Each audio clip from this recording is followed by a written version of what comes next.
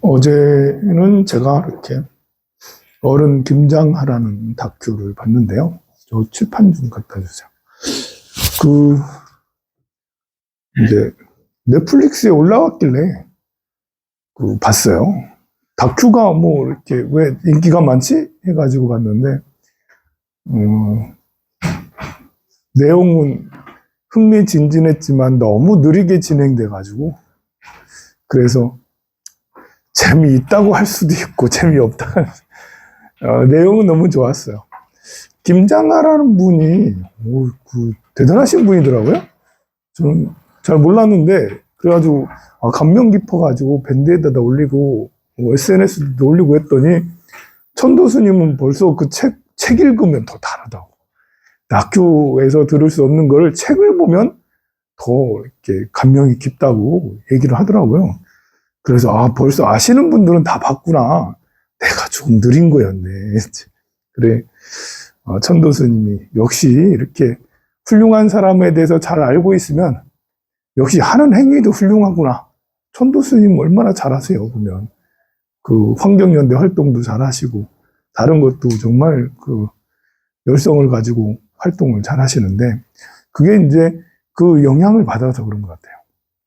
김장하 선생님이 정말 많은 것들을 했더라고요.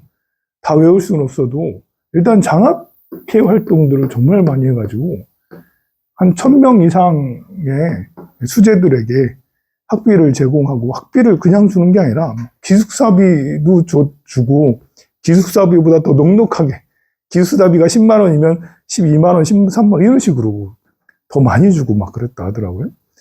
그리고 학교도 설립해가지고 고등학교를 설립해서 이렇게 나중에 그냥 나라에 기부 체납도 하시고, 또 공연 같은 공연장도 사가지고 문화활동 이렇게 할 수 있도록 하고, 무슨 공평운동, 형평운동 이래가지고 옛날 일제시대 초기에 노비가 이제 운동한 게 있었는가 봐요. 그것들을 계승해가지고 사회운동, 사회가 평등해야 된다는 평등운동 이런 것들도 하시고,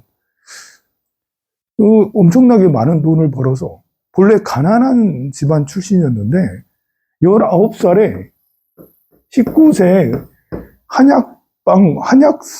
한약사 고시에 당시 있었는가 봐요. 60년대 초반에. 그럼 고시에 탁 이제 최연소 나이로 고시에 통과하면서 한약방을 운영하게 돼요. 남성당 한약방 이래가지고. 그런데 이 남성당 한약방 의원은 혼자인데 직원이 20명씩 뒀대. 직원이 20명씩.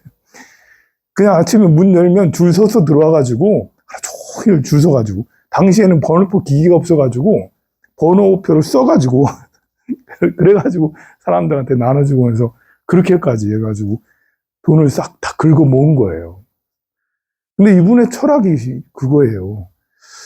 아프고 괴롭고 힘든 사람의 돈을 자기가 모았다라는 거예요. 그 사람들이 돈을 내서 병든 사람들의 돈이잖아요. 그 사람들의 돈을 자기가 모았으니 그것을 나를 위해 쓸 수 없다. 그렇게 모은 거는 그래서 이제 사회에 좋은 데 써야겠다라고 계속 그렇게 한 거야. 거사님이 선생님은 따로 뭐 수용차도 없고 좋은 집에 사는 것도 아니고, 지금까지 벌은 돈 하면 수천억 원이 될 텐데 그 모든 것들을 다 기부를 했죠. 그래서 평생을 기부의 인생으로 살았구나. 참 부럽죠. 일단 돈 많이 버는 게 부럽죠. 여러분, 우리는 돈 많이 어떻게 그렇게 나이 40에 고등학교를 설립했다니까. 100억 넘게 들여가지고 80년대, 70년대 이런 때. 지금은 100억이 큰 돈은 아니지만 70년대, 80년대는 정말 큰 돈이잖아요. 나이 40에 고등학교를 세웠다니까. 100억 들여가지고. 이게 54년생인가 그래. 그러니까 참 한약방 해가지고. 사실 제가 다니던 고등학교도 공주의 한일고등학교인데, 우리 고등학교의 설립자가 이제 한약방을 해가지고, 그렇게 해가지고 공주의 기숙학교를 막 세워가지고 나도 거기서 학교를 다니고 막 그랬거든요.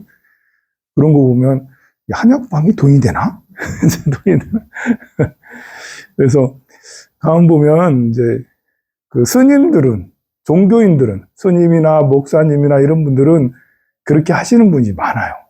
이태석 신부 해가지고 아프리카 가가지고 하시는 거 봐요. 정말 감동이잖아요.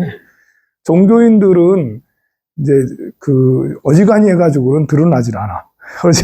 어지간히 해가지고는 드러나지 않는데 속세에 살면서 그러기는 진짜 어려워요. 종교인들은 아예 그러겠다라고 출가를 종교를 아예 그냥 종교적 삶을 살잖아. 그러니까 종교인들이 지금 김장하 어르신처럼 그렇게 살면 뭐 당연한 삶이지. 우리 큰 스님들 중에서도 그런 분 많지. 뭐 신부님, 목사님 분 그런 분 많지. 내 속세에 살면서 그러기는 참 어려운데 그런 걸 보면서 영향을 정말 많은 사람들이 영향받은 거예요. 우리가 아는 문형배 헌법재판 이번에 온 국민이 4월 4일 날인가요? 온 국민이 10시에 그 테레비 앞에서 다 그거 보면서 이 헌법재판관 대표가 또렷하게 대통령 윤석열을 파면한다. 이러면 엄청 또렷하게 연습 집에서 엄청 한 것 같아. 연습해가지고 똑부러지게 딱 했는데 그 판결을 내린 분이잖아요. 요 문영배 분도 장학생 출신이에요. 김장하 어르신의 장학상을 받아가지고 헌법재판관이 됐어요. 이분뿐만 아니라 진주의 거의 모든 수재들이 다 그 어르신의 장학금을 다 받아서 해외 유학도 하고 일본 교수이기도 하고 누가 많아요, 인재들이. 근데 그 헌법재판관께서 이렇게 모임에서 어르신의 은혜를 추모하는 그런, 아직 돌아가시지는 않았어요.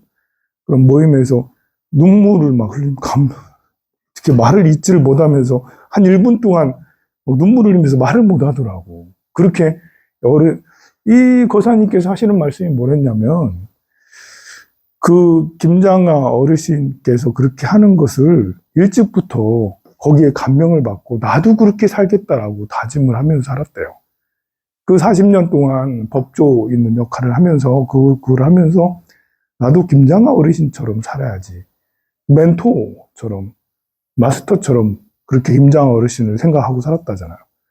그래가지고 그렇게 재산은 부부가 다 합해야 4억 신고했대. 우리 재판관께서는 돈은 없었지만, 그래도 법률가를 하면서 제대로 된 판결을 내리려고, 또 자기가 번 게 있으면 사회에 환원하려고 엄청 노력을 많이 하신 거예요. 그래서 겉모습만 봐도 사람이 깔끔하니 칼칼하고 그러잖아요. 그래서 뭐가 중요할까 생각을 할 때 돈도 중요하지만 돈을 많이 버는 것도 중요하겠지만 김장하라는 그런 어르신을 보면서 돈을 어떻게 써야 될까? 이분께서는 돈은 많으니까 그렇게 썼겠지만 돈이 없어도 그랬을 거예요. 돈이 별로 없어도 있는 대로 기부하고 문영배 헌법재판관도 집 한 채 집도 대출 많이 꼈으니까 4억밖에 신고된 게 4억밖에 안 되잖아. 그런 거 보면 이렇게 선한 영향력이 사회에 이렇게 많은 또 다른 선한 사람들을 만들어내는 게 아닌가. 이런 분이 많아야 된다. 우리 울산에 이런 분이 있나요? 울산에 이런 비슷한 사람 누구 얘기 들어봤나요? 종교인 빼고 종교인이 아니면서 이렇게 하는 사람 누가 있을까? 울산에 유명한 사람 잘 없죠, 그죠? 유명한 사람들이 있어야 돼. 회자되는 사람들이. 울산에도 이런 사람 있어요. 진주의 김장하처럼 울산에도 누구 있어요. 라고 이렇게 했으면 좋겠습니다. 근데 이제 그렇게 유명하려면 독지가가 돼서 많이 기부를 해야 되는데, 그리고 유명하지 않아도 저는 우리 황룡사에 참 많은 것 같아요. 우리 황룡사에 공양간에 가면 매주마다 나와서 열심히 봉사하고, 벌써 10년 넘게 매주 봉사해요. 북카페도 매주 10년 넘게 봉사. 여기 법당에도 계속 10년 넘게 봉사하고, 아마 건강이 허락되는 한 계속 와가지고 봉사하실 거예요. 우리가 이제 이렇게 우리 불자들이 돈이 없어서 그렇게 유명하진 않지. 그래도 그 생활을 해서 봉사하고 기도하는 거 보면 김장하 어르신과 다르지 않을 만큼 훌륭한 것 같습니다. 요즘에는 정말 이제 트럼프, 중 이런 관세 갈등 이런 것들 때문에 정말 이렇게 밤잠도 못 자는 사람이 많아요. 이 관세 때문에 주가가 엄청 폭락했거든요. 우리나라 주가도 폭락하고 미장도 엄청 폭락하고 엄청 폭락했던 것이 다시 올라올 거냐 안 올라올 거냐, 이것의 관심사가 초미의 관심사예요. 미국은 이렇게까지 관세를 때렸는데 근래 이제 관세가 그 트럼프의 관세 정책이 금이 가지 않고 막 탄탄하게 쭉 밀어붙일 것 같았는데 하루 만에 발 빼가지고 하루 만에 관세 30% 50% 때릴 거예요 라고 그렇게 했는데 하루 만에 90일 동안 석 달 동안 유예하겠다라고 그런 결정을 내리고 했는데요. 그런 결정 내린 거는 미국의 취약한 금융 문제, 미국의 그 금융이 굉장히 취약해요. 세계에서 제일 부자 나라인데 이 부자가 이 자본주의의 근본적인 문제는 뭐냐면 자본주의는 돈으로 돌아가잖아요. 그리고 자본주의는 그 민주주의랑 같이 성장하면서 계속 자본이 늘어났어요. 엄청나게 늘어났잖아요. 2000년 이후로는 기하급수적으로 자본이 늘어났어. 예년에 비해서 엄청나게 늘어나는데, 그러니까 우리도 30년 사이에 엄청 많이 바뀐 거 알잖아요, 여러분들. 50년 사이에 얼마나 많이 바뀌었어요. 제가 이렇게 중학교, 이렇게 80년대 후반 중학교 다닐 때, 우리 선생님이 엑셀 차를 뽑았어. 차를 뽑아가지고 얼마나 그 남자 선생님들의 관리를 열심히 하시는지 옆에 있는 교사들은 다들 부러워하면서 그게 80년대 중후반 막 이랬거든요. 보면 여러분들이 다 그랬을 거야. 우리 학교만 그런 게 아니라 전국의 학교의 선생님들 중에서 한두 명은 차를 하고 나머지는 버스 타고 다니고 막 그랬던 거였을 텐데요. 그랬던 지금 이제 집집마다 차 2대씩 3대씩 막 이렇게 있고 막 이러니까 벌써 이제 40년도 안 됐잖아요? 3, 40년 만에 그만큼 많이 변했어요. 근데 이것이 이렇게 재화가 급증한 것은 이 자본은 뭘로 이렇게 자본이 성장했을까 했을 때 이 자본주의는 빚으로 다 성장을 하는 거예요. 정상적으로 오늘 벌어서 오늘 쓰고 이렇게 한 달 벌어서 내가 육체노동을 해가지고 돈을 벌고 이렇게 해가지고 자본이 이렇게 커진 게 아니에요. 여러분들이 집집마다 이렇게 차를 몰고 다니고 내가 옷을, 이 못장을 열면 옷장이 여기서부터 여기까지 쫙 한 2, 30벌씩 신발이 뭐 10컬레, 20컬레 이렇게 입게 된 것은 다 빚을 통해서 성장시킨 거야. 이 자본이라는 게 탄탄하지가 않아요. 그러니까 부자는 이 1000억 부자면 뭐해? 1000억 부자는 정말 1000억인가? 이 1000억 부자는 엄청난 빚을 떠안고 1000억, 순자산이 1000억이라 하더라도 이 순자산이 1000억이라도 탄탄한 1000억이 아닌 거예요. 그러니까 순자산이 1000억이려면 내가 이 1000억 자산에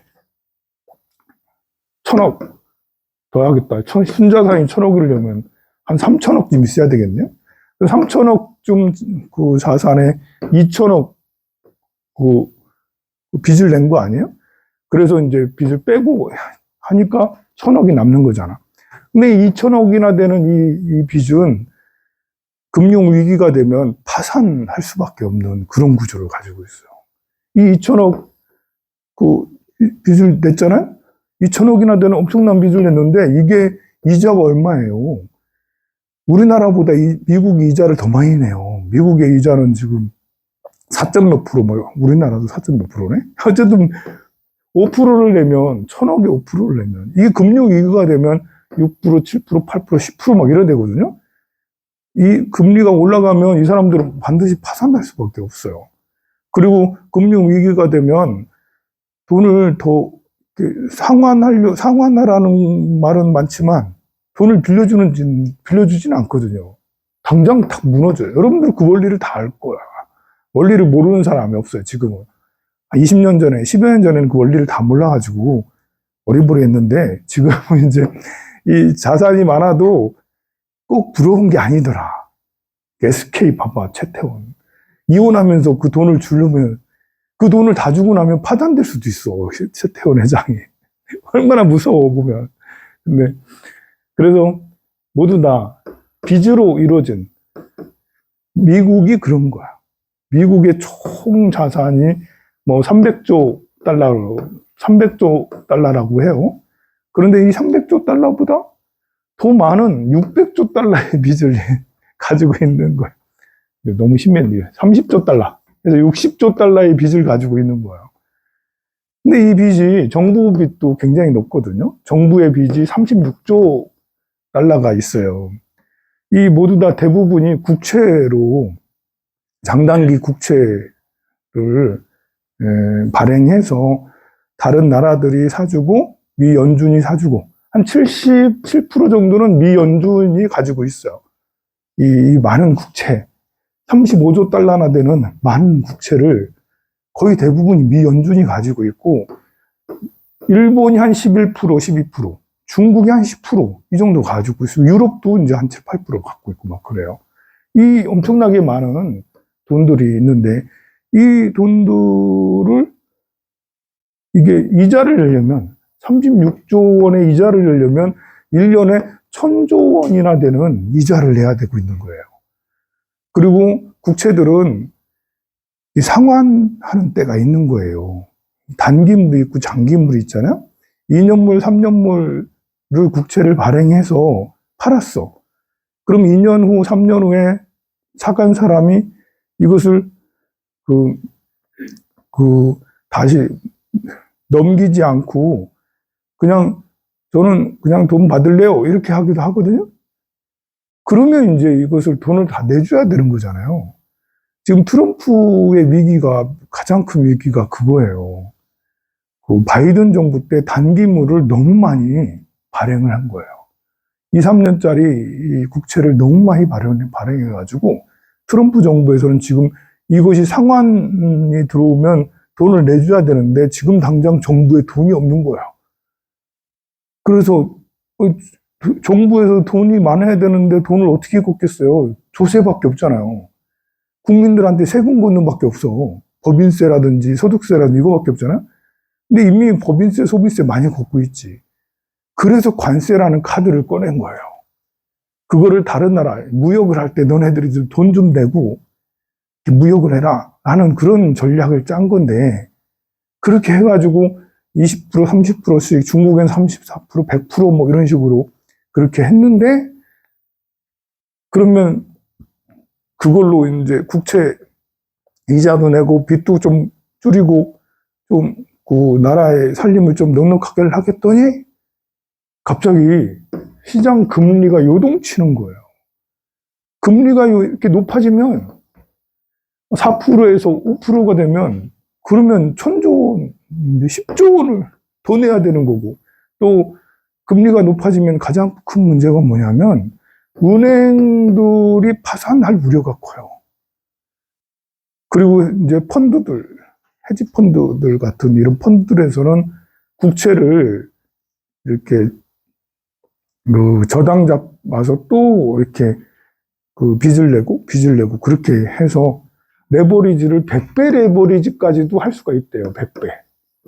미 국채를 근본으로 삼아서 내가 100만 원 미 국채를 샀으면 1억까지 빚을 낼 수가 있는 거예요. 1억 원을 투자를 해서 왜 이런 식으로 하냐면 국채를 사고 팔고 할 때마다 약간 0.001%의 이런 스프레드가 있어서 그 사이에 그 비용을 빼먹는 거예요. 이런 식으로 하면 아주 쉽게 또 100만 원짜리 국채를 해서 99만 원을 빌리고 99만 원을 근본으로 해서 98만 원을 빌리고 98만 원을 근본으로 해서 97만 원을 빌리고 이런 식으로 해가지고 100배를 만드는 거거든요. 근데 이 사이에 0.01%씩 이렇게 스프레드가 있어서 그걸 따먹을 수가 있어. 그러면 국채 금리가 변동이 없이 이렇게 그냥 있으면 얘들, 이 펀드들도 엄청난 이제 이익을 보죠. 근데 갑자기 관세 전쟁이 생기면서, 장기물 국채가 이만큼 막 성장, 높아진 거예요.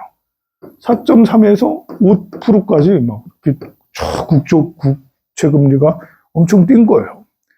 이래 되면 미국 은행들 굉장히 위험이 생기고요. 그리고 펀드들이 엄청나게, 왜 이렇게 갑자기 막 엄청나게 높아졌냐?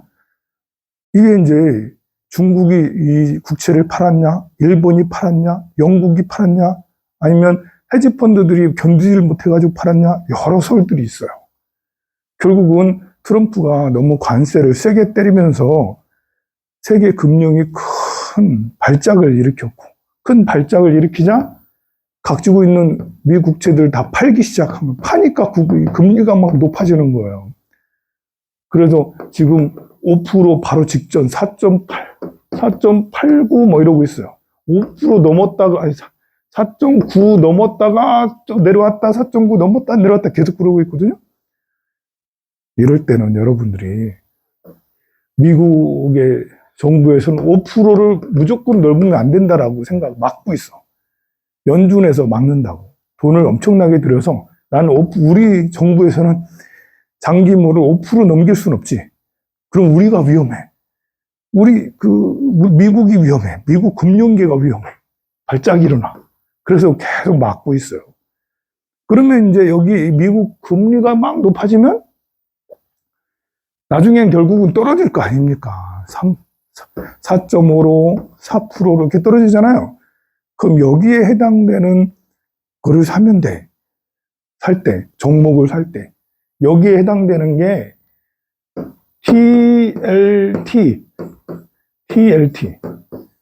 TLT라고 미국 국채, 장기물 국채 ETF가 있어요. ETF. 이것이 이제 지금 제일 떨어졌겠죠? 떨어졌어. 이제 올라갈 것만 남았어. 그리고 이것에 3배짜리가 있어. TLT를 3배하는 게 TMF라는 게 있어요. 국채 금리를 3배하는. 그럼 이것도 지금 떨어졌겠죠? 가격이? 떨어졌어. 엄청 떨어졌어. 이제 5% 이상은 넘기지 않을 거 아니야. 그러면 지금부터 이제 조금씩 사는 거죠. 오늘 한 주? 내일 한 주? 올해 한 주? 그러면 이제 더 떨어질 수도 있지. 5%를 뚫고 너무 내려갈 수도 있어. 그러면 이제 더 망창 사고. 6%까지는 안 가겠지? 그럼 미국 망하는 거예요. 더 사. 그러면 이제 언젠가는 이제 해가지고 이렇게 올라오면, 그러면 20% 수익률 먹을 수 있습니다. 간단한 거예요, 이건. 제가 종목을 함부로 얘기하면 안 되지만, 알고 있으라고. 한 6개월 지나면, 20%, 이제 20%. 네, 20% 될 수가 있습니다. TLT는 이제 15% 정도, 10% 정도겠죠? TMF는 한 20% 정도 될 수가 있어요. 가능해요, 이게. 그리고 이제 이렇게 약세장에서는, 굉장히 어려운 장에서는 여러분들 대부분 그렇게 투자를 하고 있으니까, 이렇게 지금 우리끼리만 있으니까 얘기해 줄게. 아주 좋은 방법이 있어. 이 방법은 무조건 대박이야. 무슨 방법이냐면, 여러분들이 삼성전자 많이 들고 있잖아. 삼성전자하고, 네이버 많이 들고 있죠? 카카오도 많이 들고 있고, 이런 종목도 지금 계속 내려서 저점에 있어요. 그리고 더 내릴 수도 있어. 근데 이제 코스피가 2300이 무너지면, 코스피가 지금 2400 얼마거든요? 보통 2400에서 2600, 2800 사이로 왔다 갔다 해요. 3000이 넘었으면 좋겠지만, 어쨌든 이번에 2300이 깨졌어. 2400이 무너지기 시작하면 어떻게 해야 되냐면, 여러분들이 이런 거를 갖고 있는 거를, 네이버나 삼성전자 갖고 있는 거를 팔아가지고, 조금씩 팔아가지고, 코스피 레버리지를 사야 돼. 코스피 레버리지. 코스피는 뭐냐? 코스피 레버리지는 뭐냐면, 코스피가 올라가는 지수에 곱하기 2배를 갖는 게 이제 레버리지라고 그래요. 코스피 100도 있고, 코스피 레버리지도 있어요. 코스피 100을 해도 돼. 한 10개 가면, 안전하게 가면. 근데 이제 지수가 많이 떨어질 때는 200, 코스피 레버리지를 하는 게 더 나아. 코스피 100을 사면 굳이 삼성전자 안 팔 필요 없어요. 네이버나 삼성전자 팔 필요가 없어. 그런데 이제 지수가 2400을 밑으로 내려가고 있다면 그때부터는 가지고 있는 주식들을 팔아요. 다 팔라는 거 아니에요? 그러니까 복구가 안 되는 거예요. 삼성전자 40%, 30% 마이너스일 수도 있어요. 30% 마이너스일 거예요, 다들. 다들 30% 마이너스야. 그런데 그 지수가 2400을 뚫고 밑으로 내려가면 이거를 5%씩 팔아요. 5%씩 네이버도 삼성전자도 팔아가지고 코스피 레버리지를 사기 시작하라고. 근데 지수가 그러면 2400에서 2300으로 떨어질 수 있잖아요.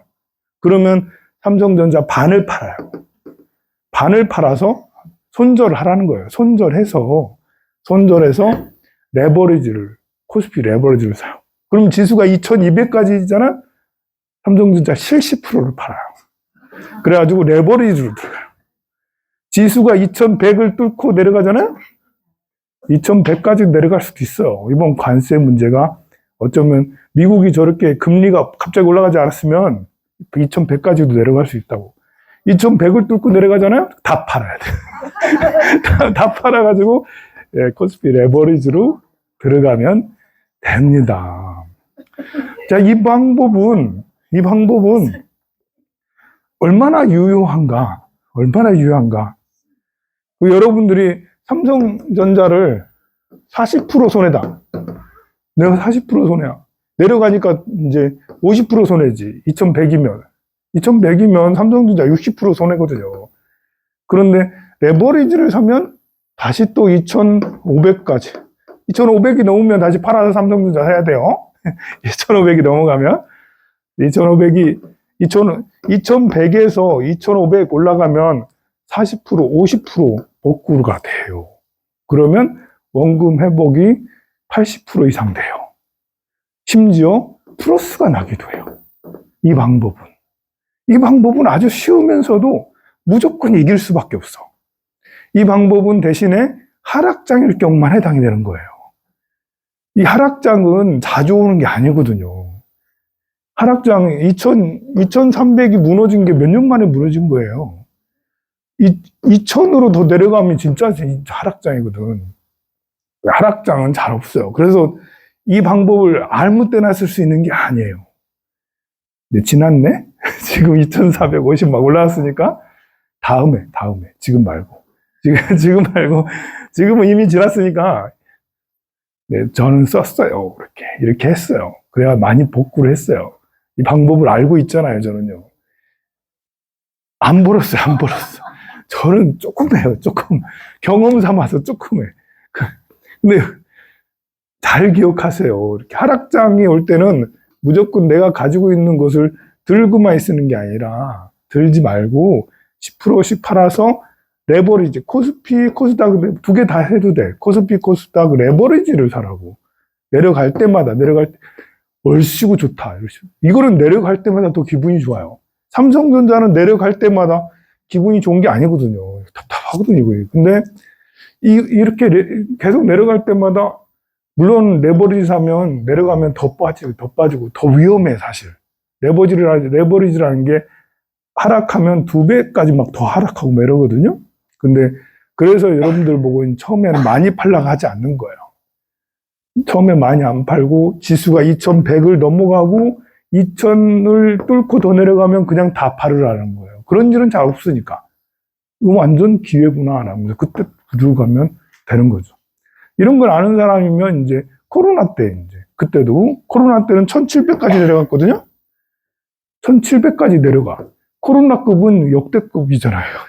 하락이 2400 그때는 2200, 2300 얼마였거든요. 그 당시에 2300에서 1700까지 내려갔거든요. 그러면 이것도 똑같아. 이 방법을 여러분들이 알면 내가 있는 걸 가지고 막 안달할 게 아니고 내려갈 때마다 바꿔가지고 손절해가지고 새로 들어가. 그게 더 현명해요.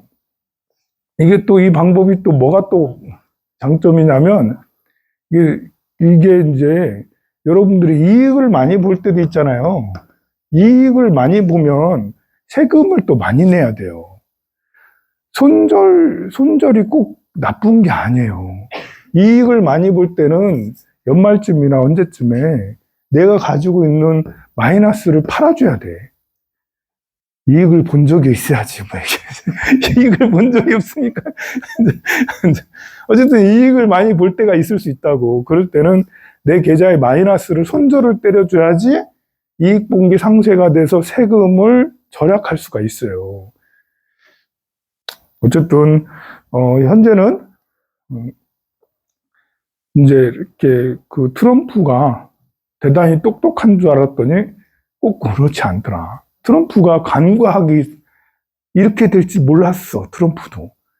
트럼프가 벌써 이미 한번 대통령을 했잖아요. 그러니까 트럼프도 국정 운영 전문가잖아요. 그런데 갑자기 온 세계가 우리나라가 달러가 1470원 하던 것이 주말을 지나면서 1419원이 됐어.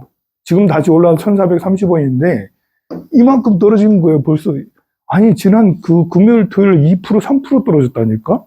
그 환율이? 우리나라 환율이? 이런 일은 잘 없어요. 갑자기 2%가 막 환율이 그렇게 떨어지지 않거든요. 근데 우리나라만 그런 게 아니라 전 세계에서 달러를 다 손절하고 있었어요. 일본도 손절하고, 유럽도 손절하고, 다 손절해. 그래서 달러 지수가 110 가까이 됐었거든요. 109 달러 지수라는 게 있어. 190 되던 것이 100으로 떨어져서 달러 지수가. 이 달러가 갑자기 싸진 거야, 이제. 우리나라는 위기가 있으니까 그렇게까지 내리진 않았는데, 일본이나 미국, 유럽들은 달러가 엄청 싸졌어요. 자국의 통화가 더 강해졌어.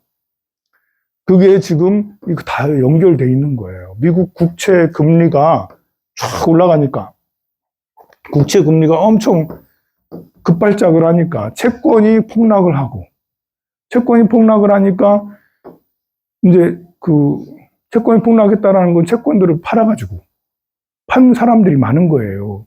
세계에서 미국 국채를 많이 팔았어. 많은 사람들이. 그러니까 그 판 돈을 자국으로 들고 가잖아요.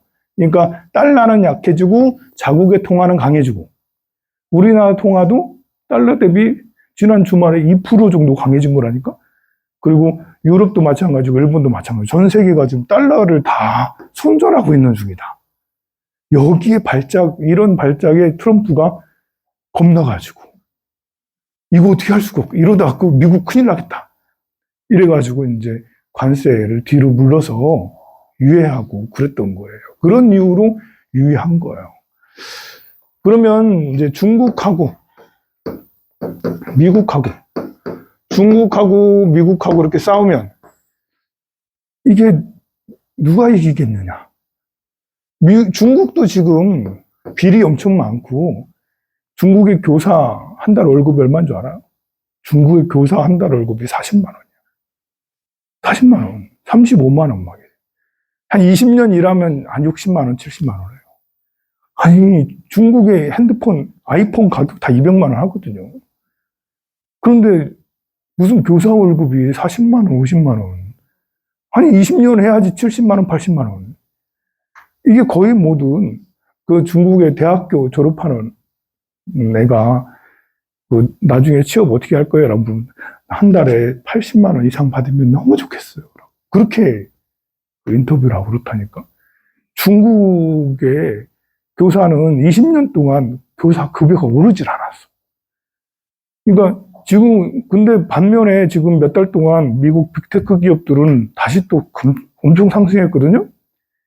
그러니까 중국의 이 국민들의 고혈을 빨아가지고 재물이라는 게 또 피기도 하잖아. 중국의 평민들의 이 피를 빨아가지고 이런 기술주들, 기술 기업들, 기계, 로봇, AI 이쪽으로 다 투입을 한 거예요. 그래서 중국은 AI, 로봇, 그리고 우주 항공이 엄청 강하잖아요. 근데 결국은 국민들은 다 가난해. 대부분 다 가난해.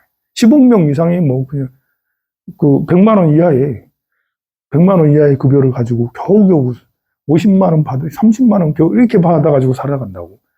게다가 또 직업을 없는 사람이 너무 많고. 그렇지만 또 1억 명은 또 똥똥거리고 잘 사는데 어쨌든 미국의 기술이 그렇게 발달한 것이 불평등한 것이죠. 그러나 그걸 또 참고 살아요. 공산당이잖아. 참고 살아. 미국은 아까 말한 대로 빚으로 부자 돼가지고 지금 이게 금융이 흔들리면 미국은 당장 농성하고 어떻게 금융 사다리를 딱 이렇게 빼고 나면 이건 와르르 무너지는 게 미국의 미국의 그 현재 상태를 알 수 있어요. 상대적으로 미국이 강하지만 전 세계를 꽉 잡고 있지만 상대적으로 취약해. 중국은 비리도 많고 문제가 엄청 심해. 불평등해, 완전히.